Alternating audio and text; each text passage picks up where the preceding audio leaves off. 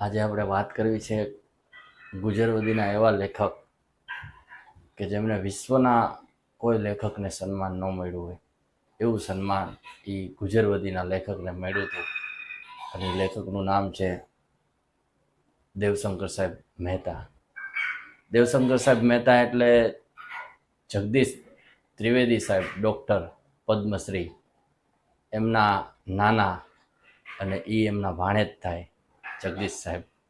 એવા દેવશંકર મહેતા સાહેબ એને વિશ્વના કોઈ લેખકને ન મળ્યું હોય એવું સન્માન. એનો એક પ્રસંગ, એ સમયમાં જામનગરમાં એક કેદીને એની છેલ્લી ઈચ્છા પૂછવામાં આવી કે તારી છેલ્લી ઈચ્છા શું છે.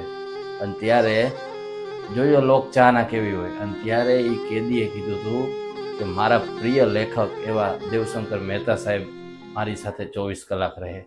આ વિશ્વના કોઈ લેખક, વિશ્વના કોઈ કલાકાર ને આવું સન્માન નથી મળ્યું. એવું સન્માન દેવશંકર સાહેબ મહેતાને મળ્યું હતું. અને ખેતી કરતાં કરતાં પોતાએ 100 પુસ્તક આ સમાજને આપ્યા હતા. એવા દેવશંકર સાહેબ મહેતાના ચરણોમાં સત વંદન. જય હિન્દ, જય ભારત.